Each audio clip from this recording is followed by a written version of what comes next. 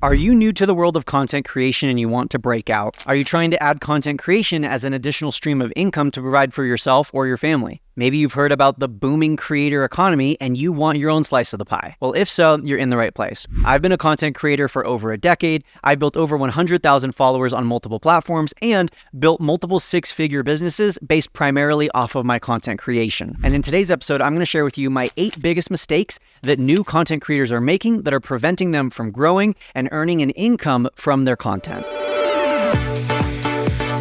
If you're not already subscribed, I want to encourage you to press that subscribe button so you can get more free educational content just like this on a weekly basis. First and foremost, I think one of the biggest mistakes that no one is really talking about in the industry of content creation, and this one might surprise you, is you're not building an email list. Any large content creator who has turned their content creation into a successful business or is consistently earning an income without stressing from month to month about creating more and more content, they will tell you that they have an email list, or they'll tell you that they wish they would have started building their email list sooner. And I know you might be thinking, but Brock, I want to get into content creation. I want followers. Email is outdated. Who even opens their email nowadays? I just want a bunch of followers who are watching and commenting on my videos. And I hear you, and that's awesome, and that's something we're going to talk about in the rest of the mistakes that we're making. But you also need to be building an email list. And the reason why is that you own your email list, but you don't own your followers. And sure, you could also replace the word email with contact or phone number list. You just need a way to contact and get a hold of your followers offline, because ultimately platforms get banned, accounts get hacked, algorithms change, and suddenly this massive following that you've built was all for nothing because you have no way of getting their attention or for them to even see your content. But when you build an email list or a contact list or a phone list, you now have a direct line of communication with them that you own. You can choose when to message them. You can choose when they see your content. You can choose how often, how frequently, and what it is that you're saying to them. You're not constrained to only one kind of content. You can send them videos, photos, text, links, whatever you want, because it's email. You have that freedom and flexibility. And also, your email list aids you in your content creation because you are able to promote your content to your email list, thus increasing the odds that your followers are actually going to see what you post. We've done past episodes of this podcast about building an email list, what are the best tools to use, and how should you go about that. I'll link that up here and down in the show notes below this episode. So I highly recommend learning a little bit more about email list if you haven't already. But first of all, let's finish out this episode of the biggest mistakes that new content creators are making, and then make sure that you spend some time learning about and growing your email list. The second mistake that I see a lot of content creators making is they're spreading themselves really thin. While I think it might be a problem or a challenge if you only post on one platform, it's an even greater problem or challenge if you're trying to post on every platform. You don't need to be on Instagram and YouTube and TikTok and Threads and Twitter and Facebook and LinkedIn all at the same time. Instead, I recommend picking 1 or 2 platforms to focus in. And which platform should you choose is really up to you. There are different criteria or different factors that might play a role in which platform you choose. But the most important factor of all is what unique skill set do you have? Because in all honesty, every audience can be found on every platform. There are plenty of people over the age of 65 on TikTok. There are plenty of people under the age of 25 on Facebook. And I know if you fall into either of those categories, you might try to argue with me with what I just said, but I promise you, there are hundreds of thousands, if not millions of people in every demographic category on pretty much every platform. And even though some platforms are more engaged than others, some platforms might offer easier growth opportunities than others, ultimately, you can still have success on pretty much any platform.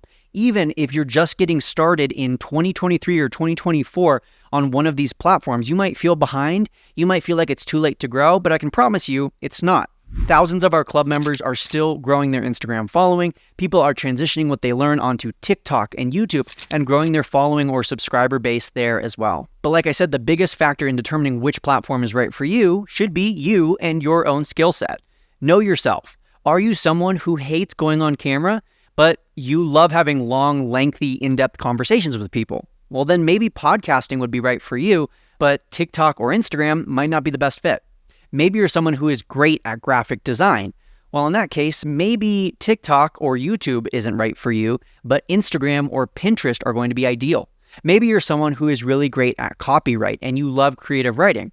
Well, then maybe Threads or LinkedIn or Twitter are going to be a better suit for you and your skill set than podcasting or Instagram. Eventually, over time, as you build systems and as you build a base of your content, you'll be able to post on more diverse platforms. And eventually, you'll be able to show up everywhere and it won't be that hard.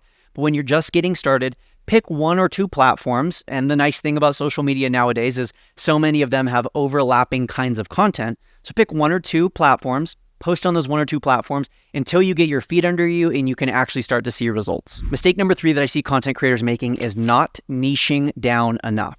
Now, when you're first getting started, you don't have to know your niche in order to get started. You can oftentimes get started, experiment with different things, post about different topics until you find what you truly love. But what I will tell you is it will be significantly harder to grow your following without a niche. It will be significantly harder to improve the quality of your content and start either creating UGC content or getting brand deals without a clearly defined niche. And if you are someone who is vehemently opposed to niching down and you want to be your own niche and you hate the idea of backing yourself into a corner and only talking about one thing, then what I'm going to tell you is, first and foremost, like I've already said, it's likely going to be tougher to grow without one. But if you are just absolutely opposed to niching down, then you yourself are going to have to be so unique and so original and so out there that you are able to grab people's attention, hook them in, and grow your following without niching down. Ultimately, that is how you would become your niche. But in order to become your niche, as some people say, you have to be super unique. You have to be super original. We live in a day and age where literally everyone and their mom and their grandma is posting on social media. And so by simply documenting your life or talking about the things you like, you're likely not going to stand out very much. If you want to stand out and grow your following, if you want to increase your engagement and become a successful content creator, then you better be pretty out there, pretty unique, or else it's going to be pretty tough to grow.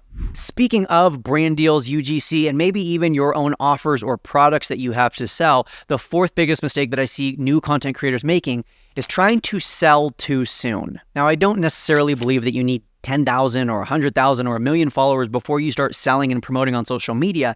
But when you're first getting started, at least in those first few months when you still only have maybe a couple hundred followers, if you're constantly selling and constantly promoting, especially if you're doing it the wrong way, it might be a turnoff to the new followers that you do have. What I will say is this: if you are going to do brand deals, if you are going to do promotions or offers in those early stages, make sure they are super aligned with you and your niche. More than just selling is selling out. And I think a lot of new content creators are in such a rush to make money that they end up partnering with brands that don't really relate to their niche, or they end up doing promotions in exchange for free products and they don't even really love the product or they haven't really used it. It's just not authentic. It doesn't resonate with their audience and it's not relatable to their niche or to their content. And it kind of drives a wedge between you and the few followers that you do have in those early stages. So you can sell, especially if you're doing it in an authentic and an organic way, but what I would not recommend is becoming a sellout. Mistake number 5 that I see new content creators making is inconsistency. And I understand that it's challenging early on. You don't have months or years of content to pull from. You don't have a huge following or a ton of engagement yet, so it's not like there's this active community that you're super excited to engage with on a daily basis. It can be tough, and especially early on, it's going to be tough. But I want you to embrace the suck, enter into the pain cave, so to speak, and just basically realize that for the first 3 to 6 to 12 months even, it's going to be uphill sledding. It's not going to be easy. Staying consistent is how you get through it, though.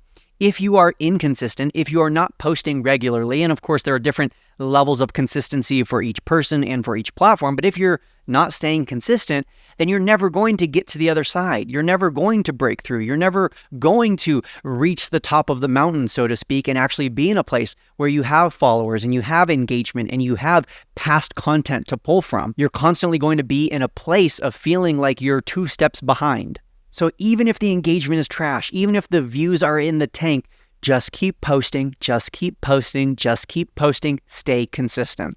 Mistake number 6 that I see new content creators making, and this one, it pains me, is comparing themselves to others. Now, you can follow other people for ideas. You can consume other people's content for inspiration or to learn, hey, why did this hook grab my attention? Why was this video so successful, but this other video wasn't? But as soon as you start comparing, as soon as you start looking at the number of views or likes or growth or the amount of money that they say they're making or the lifestyle that they're living, you have to either mute that person or unfollow them. Comparison is the thief of joy. It's cliche to say it, but it's cliche because it's true. Stop comparing yourself to others. Imagine if you were driving a car and the entire time you were just looking in the other lanes. You're going to crash. Instead, focus on your lane. Stay in your lane. That's how you're going to have success. Focus on your own content and improving that rather than constantly comparing and contrasting yourself against everyone else. Speaking of learning and improving on your content, one of the other really big mistakes, mistake number 7 that I see new content creators making, is not learning from their own content, not critiquing and improving on their own content. Yes, in many ways, social media is a numbers game. Yes, in many ways, the more you post, the more you will grow, and it is oftentimes a matter of quantity when it comes to reaching new people or going viral. But a big asterisk there is if you're putting out a bunch of crap, if you are just cranking up the volume in terms of how much you're putting out and how frequently you're posting and the quantity of your posts, but the quality isn't there, well, then you're likely never going to have success. Oftentimes, I talk about the more you post, the more you grow. And when I say that, it's because as you are posting more and as you are increasing that quantity, you're going to learn, hopefully. You're going to practice, hopefully. You're going to refine your skills and improve on your content so that each subsequent post gets 1% better and 1% better and 1% better. If you post 1 time per day and you only get 1% better with each of those posts, you're going to be 365% better by the end of the year. Imagine whatever you create right now times 365%. That's a lot better of a post. So instead of trying to, hit a home run every single time, just ask yourself, what can I do a little bit better? Could my lighting be improved? Could my audio be improved? Could my editing be improved? Could my hook be a little bit more powerful? Could my call to action be more direct? Could I have explained this sentence in a more succinct way? Could I have added some cuts and transitions here? There are so many ways to improve the quality of your content. And as a content creator, ultimately, you are often going to be judged and get your results based off of the content you are creating. So you need to be constantly working, quite literally, to improve that content. And then last but not least, the 8th mistake that I see so many content creators making is just giving up too soon. It's going to be tough. If you began content creation in 2003, there weren't that many content creators. It was relatively easy to stand out. It was much easier to grow a following. If you started content creation in 2003, then you've had 20 years on social media and you've likely just organically reached a lot of people and grown a following in that time. But you can't go back in time and start then. So the only other option that you have is starting right now, today. And so I want to encourage you, if you are someone who has recently gotten started or you're getting started after watching this video, don't give up. Just keep going, just keep growing, just keep posting, just keep working on your craft and refining your skills. Eventually, you'll have a video pop off. Eventually, you'll have a post that goes viral. You'll meet that connection that brings you to the next level. You'll unlock that secret that helps you stay consistent. You'll figure out what your niche is. It's never going to be easy early on. We recognize that in pretty much every other area of life, it's not going to be easy early on. Your first day learning to speak a new language is probably not going to be very good. Your first day learning to play piano is probably going to be pretty trash. Your first day learning to play basketball is not going to be LeBron James and Michael Jordan level. But if you continue to practice, you will grow and you will get better. I know on social media, we are often after instant results. And one of the beauties of social media is that you can have great results without waiting 10 to 15 to 20 years. But with that being said, you're still going to have to wait a little bit. You're still going to have to wait at least a few weeks, if not a few months, if not maybe even a few years for the success you're looking for. But ultimately, the people who are successful as content creators are the people who just didn't give up. They didn't let the haters affect them. They didn't let their family and friends who doubted them affect them. They didn't let changes in engagement and the algorithms and the followers and the platforms, they didn't let that get to them. They just stayed consistent and they didn't give up on themselves. Thank you so much for listening today. If you are a new content creator, let me know down in the comments, which of these 8 tips did you find most beneficial? What is going to be your platform of focus moving forward? Are you sticking with TikTok? Are you going with YouTube, Instagram, Twitter, Threads, whatever it may be? Let me know down in the comments. And thank you so much for listening today. As always, happy networking.